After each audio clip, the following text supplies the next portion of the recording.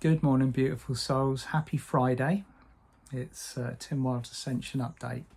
And as you can see, I'm not in my woods. There is a lot of very, very noisy building construction going on at my place at the moment. So I thought I'd take this opportunity to relocate to a more serene surroundings. And so here I am. I don't know if any of you used to watch like children's TV in the UK in the 70s and maybe early 80s, but I feel like I'm about to start reading Jackanory. It was always in a setting like this, and kind of like reading a children's book and sat comfortably in a chair with the sun shining in. So Ascension Jackanory today, what are we going to be talking about? Because energies have been really intensive in a manageable kind of way, but there's so many different things that are being presented.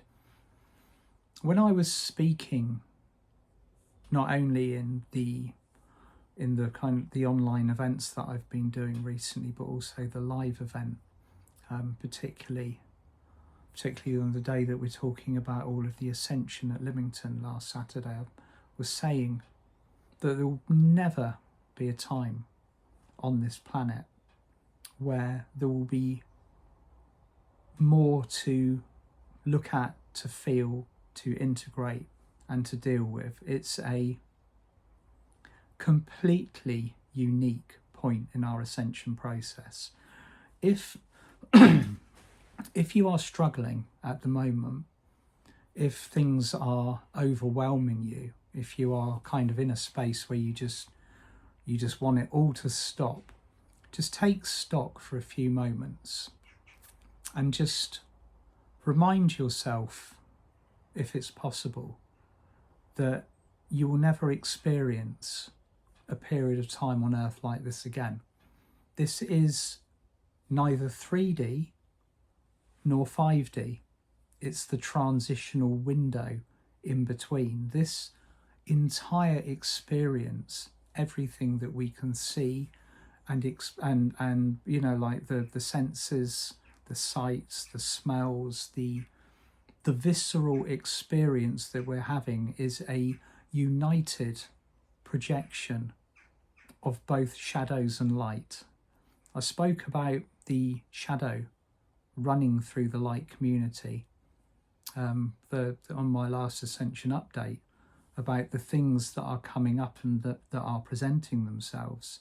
You know, it's not something that we need to be ashamed of. And that brings me on to the quantity of shadow energies that we have around us. Part of it's a test in its own right. The astral connections and projections and the aspects of our reality that we can see and feel and sense around us at the moment. I've noticed a pattern, including one within myself. I'm always very honest about kind of what I experience and the things that I've worked through. I used to be ashamed if I picked up a foreign energy. I used to be like, oh my God, I've got an entity. And it's a bit like walking through a field of grass and getting bitten on the bum by a tick and then being absolutely horrified about it. Of course you're going to get a tick. It's probably sunshine. The sun's out, you're walking through waist-high grass and they exist in there. That's very much the same as the experience that we're having at the moment on this planet. Because as you might have heard me talk about previously, the shadow realms or the astral realms, they are in the process of being deconstructed, or particularly more to the point, the ones that have been fueling the negative magic on this planet. It's like taking the legs from out underneath a table. If you remove the legs from a table, you no longer have a table, you have a chopping board. So, you know, that sits on the floor. So with the removal or the deconstruction of the astral layers of the astral isn't just one big place, it's multi-layered. So it goes all the way from the layer that's often closest to us, which is literally just the other side of the veil, right down to the kind of like the murky, dense, dark, kind of skankier parts of it that many of us are actually working on clearing out, but we don't even realise it. So you wake up tired in the morning, feel a bit icky, got to use a load more violet flame. Chances are you are assisting with the clearing of that in the night, but that's a very specific job. So the deconstruction of the astral is creating more of these energies in our reality, in the world around us. So we can sense, we can feel, we can see, we can perceive. And in many cases, regardless, I know we're all fastidious with our protection, but that's a different conversation altogether. With these particular kind of astral deconstructions that are going on at the moment, the quantity of entities and energies that are coming up, not just through our own shadow work, but because of this deconstruction, are unprecedented. It's off the charts. So if you are feeling like you have an overwhelming quantity of these energies connecting through to you, sometimes they can be projected through people or in whatever way is appropriate.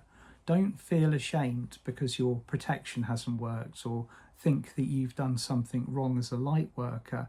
It's part of the process at the moment. It's being revealed to us as part of agreements and contracts we made for us to alchemize them, or to actually show us where we might be lacking somewhere or something in ourselves.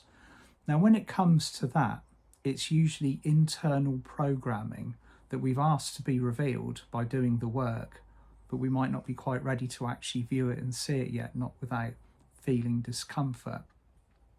So that's happening. Many of the people around you might be a little bit on the sketchy side, a bit shadowy. They might be bringing these projections through. They're feeling it. Everybody's really feeling it deeply.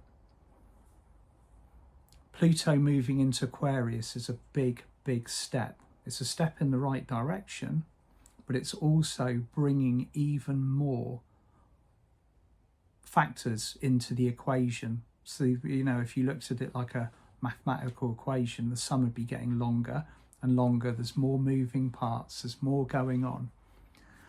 And it does beg the question sometimes, like, where does it stop? Where does it end? And I know we've asked this question before. We're looking at this world around us. It seems to be increasing in velocity, increasing in magnitude. Instead of having one thing to deal with in our faces like we had in 2020, we've got 5 or 6 running simultaneously. It's almost like somebody has got the dial and just turned it up to maximum and left it there. So it's the engine, the 3D engine is just running at peak revs. You redlining. You can't get it going any faster. The thing about running an engine at full tilt, at full pace, is it can only sustain the revs for a certain amount of time. If you think what an engine is, it's constructed of many moving parts. It's fueled by air, it's fueled by either diesel or petrol, and the mechanics, the mechanisms, they're lubricated by oil. All of these, if you rev that as high and as hard as you can for an extended period of time, at some point the engine will conk out, or it might spectacularly blow up, depending on what kind of engine you're revving. So that feels to me how the 3D machine actually is at the moment. It's on full revs. They've got the gas is absolutely foot to the floor. Absolutely everything that can be put into the mix, including all of the shadows, all of the entities, everything is now fully visible, fully there for us all to experience. But at some point, and this is the way that the universe always works, the engine will eventually have to go into limp mode. It will cut out, something will go wrong. It will run out of fuel, it will run out of oil, the air might get cut off. and it will cease that incredible and powerful continuous combustion of overwhelm. Now, there are multiple factors that can be put into the equation that will stop that engine revving, but for the time being, it needs to.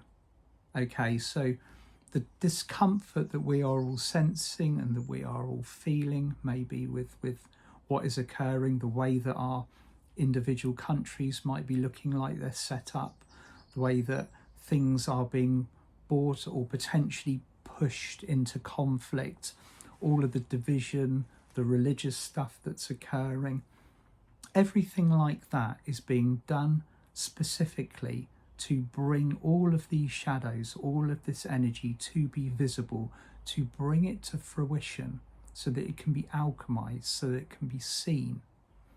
But what is overwhelming is the quantity of different things that are occurring simultaneously. And I feel every part of it. So do you. So from my heart to yours, if you are feeling that overwhelm at the moment, like I said on Monday, get yourself out in nature. Feel the peace in nature. Ground, connect, allow yourself to regenerate, step back from the field.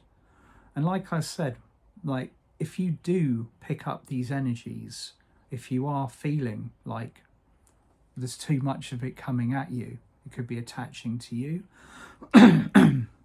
or it could be coming through other people, then you step back and you take care of yourself. You apply the spiritual hygiene that you need. But it's nothing to be ashamed of. It's not because you haven't done the work. It's because it's all here. Now, another thing, there's many, many times you and I, all of us together, collectively in the light field, we will exclaim to the universe, I want to see. Bring me more sight, bring me more vision, bring me more clarity. I want to see the other side. I want to hear the words of the divine, the beings beyond the veil. So we're going through a part of the unveiling of our third eye that is getting very, very close to its prime. The third eye is becoming clearer and clearer. When we were born into the third dimension, which inevitably all of us were, unless you are sat here listening to this and you were born before 2010, you were born after 2010, sorry, you will be in a situation where you were born into the third dimension, you came through with 7 veils of amnesia. And although I've talked about these before, I've usually discussed them when something prominent is coming up for the unveiling.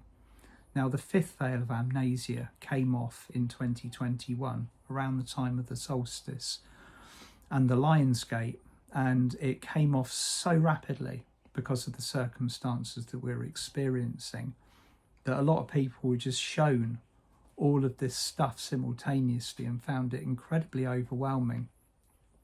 It's happening again. So the 6th veil is now being dissolved. And in many cases, if you're listening to me, you will have already removed, or you'll now be working on just like kind of what is regarded as the shadow aspect of the veil, what's kind of left with the programming of it. Now, the thing about revealing the third eye in all its glory, in all its entirety, is that it instigates sight. It instigates clairaudience, clairvisual abilities, claircognizance, all of the other ones, the things that enable us to perceive beyond the veil. Because before you know it, there won't be a veil. It'll all be in the mix. It'll all be integrating very much like it is now. But because of where we are at this particular moment in time on this ascension pathway, we are now we're being shown everything. When that veil comes away, when veil number 6 removes itself through the work that we do, through the frequency, for the raising of our vibration, or even specifically working to remove it, you get to see. But there's the catch, obviously. You don't just get to see the beauty of the divine, you also get to see the shadows because they are visible also. So that sometimes creates a little bit of a shock. It's like, oh my God, what's that? I don't want to see that. That's grotty, you know. So we're working through that at the moment. You might be feeling that. You might not be aware that this is going on with the third eye, but it is. It's a collective removal. What happens individually to a few people to begin with then becomes the norm for everybody in the light path, whether they've been awake for a long period of time or whether they're just kind of being shown everything, you know, like, here it is, wham, all in one go, overwhelm. That's how it's occurring at the moment. So just, if I have any advice this morning about how to deal with this, it's move into a state of acceptance. That's easy to say if you're not feeling fear. If you're feeling fear, if you're feeling anxiety, then it's just all you're hearing is words and you don't know how to deal with it. Bring your attention to the solar plexus, because that's one particular point that will always receive the energies first. And I'll refer to my previous videos that some of you might have seen, called From Fear to Love, where you take a crystal and you actually switch the solar plexus from a setting where it is designed to receive or look for danger into a setting where it looks for love. Ultimately, that's the space that we all need to be in, to look for love in our surroundings.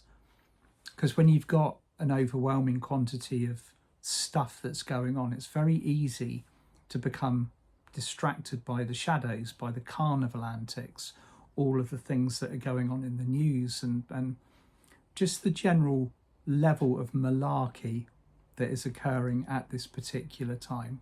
So stay with it, stay focused, be precise in your thoughts, be precise in your words, your deeds, your actions. This is very much expected of us as light workers now. It's an ongoing project of self-refinement to be that being of love who is standing in the mighty I Am presence. It becomes easier and easier to do once we become accustomed to standing in that frequency, standing in our self-empowerment, in our light, and shining that to others, even if we might not be feeling like we're shiny at that particular time. You are. Now, I've mentioned this before. If you are feeling bogged down, if you're feeling overwhelmed, that hasn't changed your frequency. It doesn't change the amount of light that you radiate. You are still just as radiant as you were the previous day when you were feeling good and your energy was high and your heart was shiny and clear. There will be ups and downs. There always are at this moment in time. You might have one day where you're feeling absolutely on top of the world, and the next day feels like you've been hit by a bus full of astral gunge.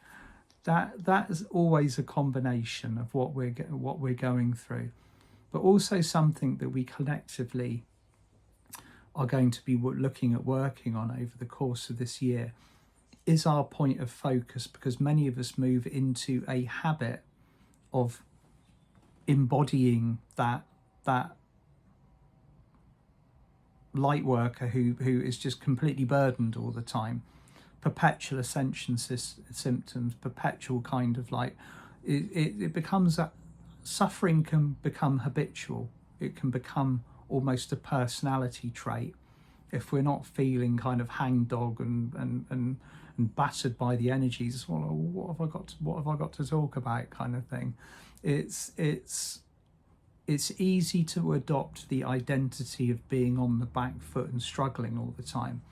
And in order to create a fluid and free and easy moving world around us, it's important to stop focusing on that, I personally believe, because we are creating our own reality around us so powerfully now.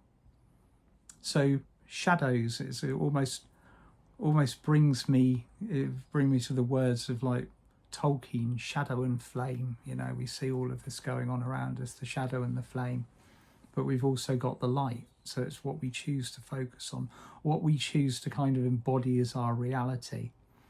So if you are feeling that burden of shadow at the moment, it's here to teach and here to be alchemized. You know, a lot of this is just coming up to say, I need to be acknowledged to be released. And in some cases, it's not so comfortable, but that's our process. Anyway, my lovelies, I said that I had an exciting announcement, and I do. I am going to be bringing out a deck of energy cards with the wonderful Miriam Beck and Vivian of Lorien, and they are going to be ready to. They're going to be in physical, like in my hands in May, towards the end of May. More information will be coming out about this. Miriam and I and Vivian will be sharing more information coming up, but they're in the pipeline, they're in the process, and it's something that I'm extremely excited about. They're beautiful, basically, and they're going to have some powerful messages. Your Inner Light Forge, that's the name of the cards, your Inner Light Forge Energy and Ascension cards, coming soon. And on the day out of time, the 29th, which is very close, it's Thursday coming up, I'm being joined by my wonderful friend, Lavisa Altorn, for the first of 2 events working with the magic of the World Tree. And this is going to be working with the energy of the day out of time. That's the 29th. And on the 3rd, I start Sunday Night Ascension Club. Now, as I said previously, for those of you that might be wondering about it, I'm starting at 7:15 on the nights that I'm running these events so that I'm not clashing with Pam Gregory's wonderful world meditation. Love you all. See you on Monday. Bye for now.